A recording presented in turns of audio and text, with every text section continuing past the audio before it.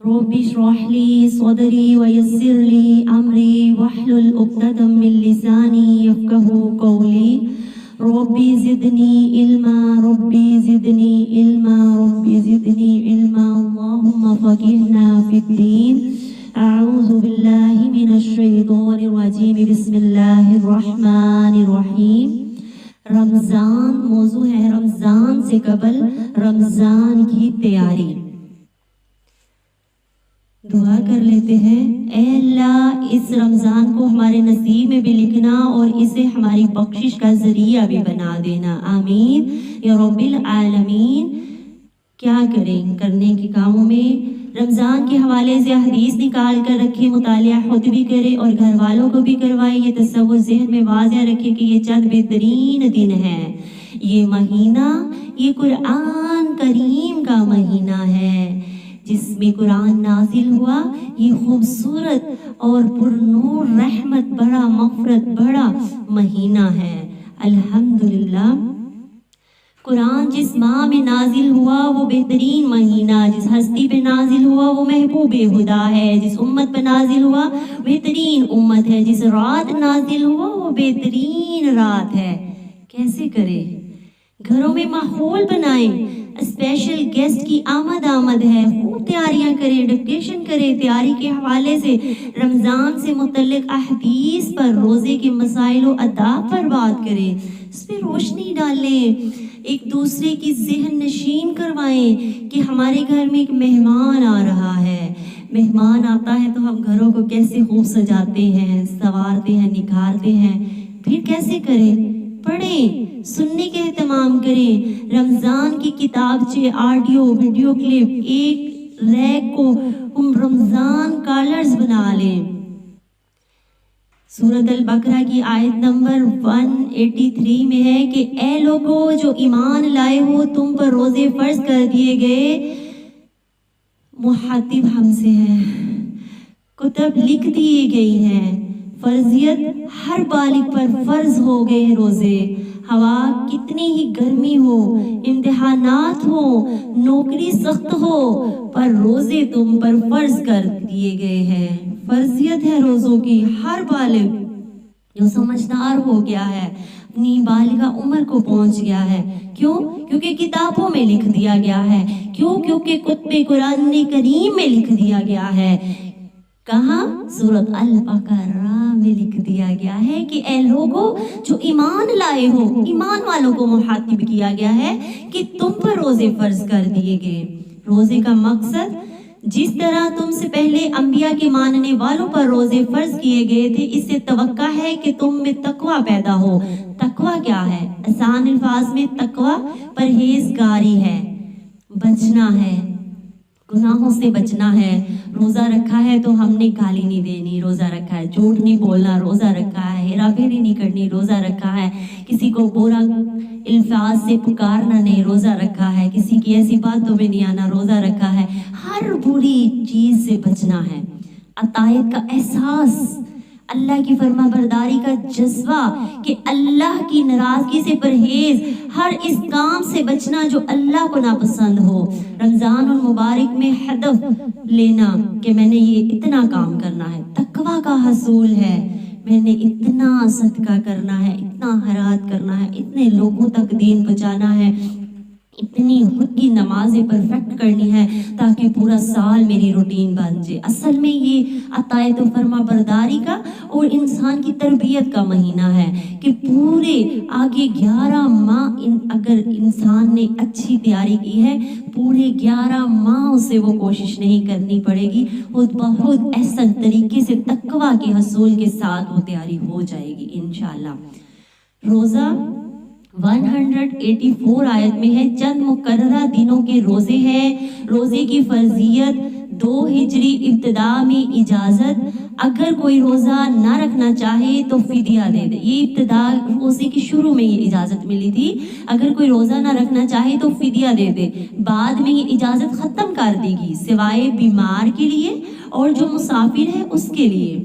آیت نمبر 185 میں رمضان وہ مہینہ ہے جس میں قرآن نازل کیا گیا جو انسانوں کے لیے سراسر ہدایت ہے اور ایسی واضح تعلیمات پر مشتمل ہے جو راہ راست دکھانے والی اور حق و باطل کا فرق کھول کر رکھ دینے والی ہے۔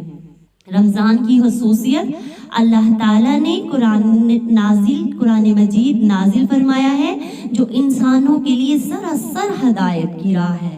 ہدایت ہی ہدایت ہے، اس میں تقوی ہی تقوی ہے، پرہیزگاری ہے، میں نے روزہ رکھا ہے، میں نے یہ کرنا ہے ایسا طریقے سے کہ میرا رب راضی ہو جائے، میرا رب کی نافرمانی نہ ہو، میرا رب کہیں سے ناراض نہ ہو جائے۔ جیسے قرآن میں حق و باطل کا فرق کھول کر بتانے والی آیات ہیں، اسی طریقے سے اللہ ہماری تربیت رمضان المبارک میں کروا لیتے ہیں۔ الحمدللہ ثم الحمدللہ۔ اور ہمیں کیا کرنا ہے؟ ہمیں اس کا تقدس، اس کا احترام، اللہ کی اطاعت و سمینا و ادانا، اللہ رب العزت نے جیسے ہمیں حکم دیا ہے اس قرآن میں ویسے ہی ہم نے کرنے کی پوری کوشش کرنی ہے۔ آیت 183 میں ہے روزے کا مقصد تقوی ہے تاکہ انسانوں میں اطاعت کا مادہ بڑھایا جا سکے۔ آیت 185 کے آخر میں ہے تاکہ تم روزوں کی تعداد پوری کر سکو اور جس ہدایت سے اللہ نے تمہیں سرفراز کیا ہے اس پر اللہ کی بڑائی کبریائی کا اظہار اور اعتراف کر سکو اور شکر گزار بنو۔ روزہ اور قرآن اللہ کی شکر گزاری کی طرف لے جاتا ہے۔ سبحان اللہ۔ بے شک روزہ ایسی عبادت ہے، روزہ ایسا مقصد ہے جس کے اندر تقوی ہے، اور تقوی ہمارے اندر یہ ساری صفات جو میں نے آپ کے سامنے پیش کی ہیں یہ ساری کو بڑھاتا ہے۔ الحمدللہ۔ رمضان احادیث کی نظر میں جب رمضان آتا ہے تو آسمان کے دروازے کھول دیے جاتے ہیں، جنت کے دروازے کھول دیے جاتے ہیں، جہنم کے دروازے بند کر دیے جاتے ہیں، شیاطین باندھ دیے جاتے ہیں، رحمت کے دروازے کھول دیے جاتے ہیں۔ سبحان اللہ۔ دیکھیں اللہ رب العزت اپنے مومن بندوں کے لیے کتنا غفور الرحیم ہے، کتنا رحمان ہے، عطا پر عطا کیے جا رہا ہے، اور ہم غفلت میں پڑے خطا پر خطا کیے جا رہے ہیں۔ اس مہینے کو ہم نے تقوی کے اندر رہ کر اللہ کو راضی کرنا ہے، اور اللہ کے یہ جو دیے گئے انعامات ہیں، یہ جنت کے دروازے جو کھلے ہیں اس کے اندر ان سے انشاءاللہ گزرنا ہے۔ یہ مہینہ ہے رحمت اور برکت کا، جنت میں داخلہ حاصل کرنے کا۔ قرآن فرمان رسول صلی اللہ علیہ وسلم ہے روزہ ڈھال ہے، روزہ جنت میں داخلے کا ذریعہ ہے۔ تم روزے کو لازم پکڑ لو کہ اس کی مانند کوئی چیز نہیں ہے۔ اللہ فرماتا ہے روزہ میرے لیے ہے اور میں ہی اس کا اجر دوں گا۔ بے شک جنت کے 8 دروازوں میں سے ایک دروازہ باب الریان ہے جس میں سے صرف روزہ دار ہی داخل ہوں گے۔ سبحان اللہ۔ دیکھیں ہمارا رب کتنا غفور الرحیم ہے اور بے حساب نعمتیں، ہر بہانے سے ہمیں نعمتیں فراہم کر رہا ہے، صرف ہمارے سلیقے میں کمی ہے۔ تو ہم نے انشاءاللہ اس رمضان میں یہ جتنی بھی چیزیں اللہ تعالیٰ ہمیں خوشخبری حدیث سے اور قرآن سے ہمیں آیات سے دے رہے ہیں، انشاءاللہ ہم نے اس کو پانا ہے۔ جس نے ایمان اور احتساب کے ساتھ روزے رکھے اس کے گزشتہ تمام گناہ معاف کر دیے جاتے ہیں۔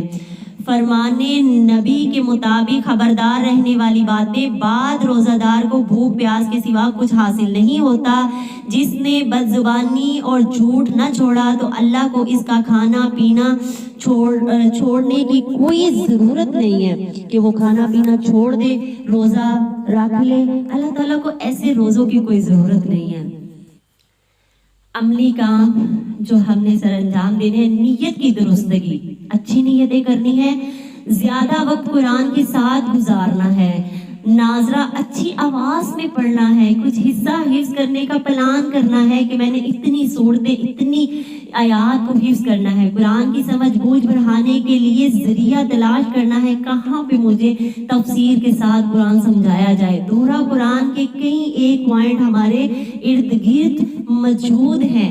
ہم نے تلاش کرنا ہے کہاں اللہ کے بندے اللہ کے دین کا یہ کام کر رہے ہیں.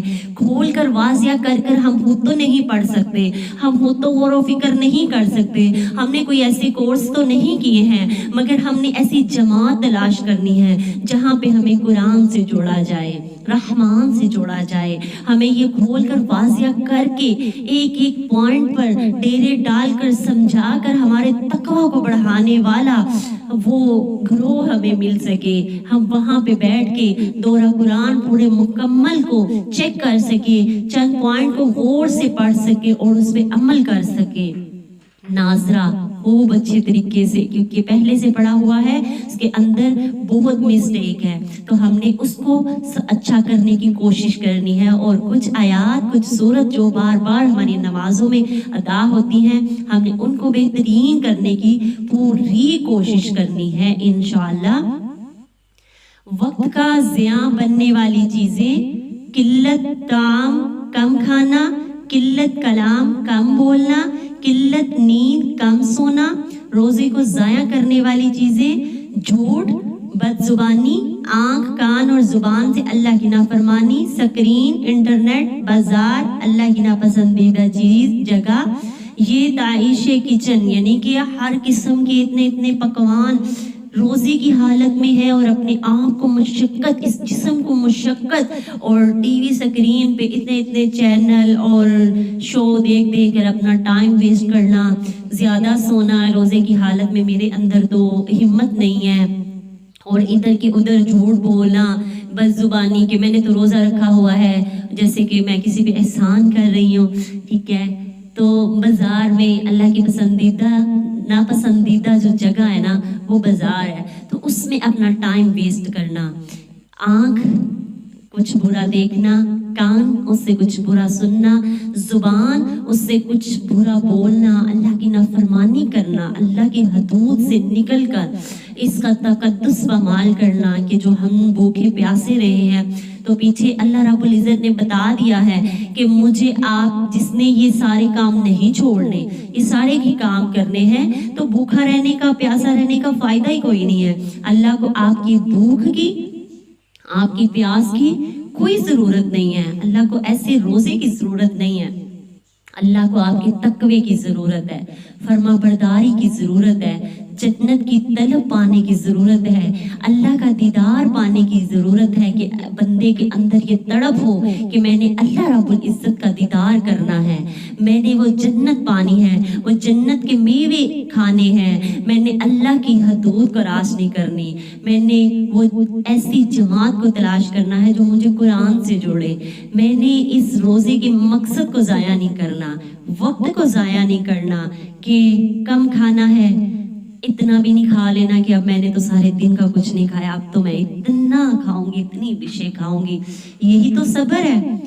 روزہ ہمیں تقوی کے اندر صبر, ہر چیز بری کو چھوڑ دیا میں نے, ہر برے کام کو چھوڑ دیا میں نے, اپنا کھانا چھوڑ دیا, پیاس کو چھوڑ دیا, بری اچھی جتنی بھی چیزیں تھی اچھی تھی کوالٹی اپنا لی, بری کو چھوڑ دیا. یہی تو رب چاہتا ہے تقوی. رمضان ہمدردی کا مہینہ ہے. آپ صلی اللہ علیہ وسلم کی صحابت اس مہینے میں تیز ہواؤں سے زیادہ تیز ہوا کرتی تھی. دعاؤں کا مہینہ اللہ تعالیٰ قبول فرماتے ہیں. روزہ دار کی دعا افطار کے وقت, سبحان اللہ. مسلمان کیا سیکھتا ہے اس ماہ میں؟ اللہ انسان اپنی ذات کے دائرے سے نکلنا سیکھتا ہے. تقوی وہ جذبہ پیدا کرتا ہے کہ انسان اپنے لیے صبر, دوسروں کے لیے آزمائش سے گزر کر دوسروں کے لیے دعائیں کرتا ہے, دوسروں کو اللہ کی رضا کے لیے سب عطا کرتا ہے, امداد کرتا ہے, آگے بڑھ چڑھ کر حصہ لیتا ہے, نیکیوں میں سبقت لے جاتا ہے. اور دعاؤں کا یہ مہینہ ہے, زیادہ سے زیادہ سحری اور افطاری کے وقت ہماری ہر دعائیں قبول ہوتی ہیں. کہاں سے پتہ چلا؟ کریم صلی اللہ علیہ وسلم کی صحابت سے.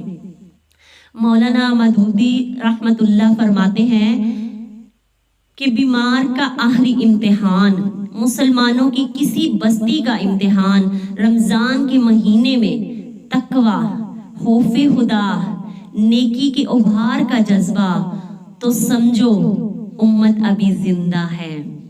اگر یہ ساری کوالٹی ہے, کون سی؟ تقویٰ, خوف خدا, نیکی کے ابھار کا جذبہ کہ میں نیکیاں زیادہ کروں, سبقت لے جاؤں, تو سمجھ لو امت ابھی زندہ ہے. یہ جس بستی میں ہو رہا ہے مسلمانوں کا امتحان ہے, اور یہ جس بستی میں ہو رہا ہے, اگر اس مہینے میں نیکی کا بازار سرد, فسق فجور کا بازار گرم, اسلامی حس مردہ, انا للہ و انا الیہ راجعون, اگر یہ ہے تو بس پڑھ لیجئے, خود بھی جاگیں, اپنے گھر والوں کو بھی جگائیں, اپنے ارد گرد کے ماحول کو بیزار کریں, جگائیں, دین سے جوڑیں, نیکیوں میں سبقت لے جائیں. اللہ سے دعا ہے اللہ تعالی ہمیں قرآن کی توفیق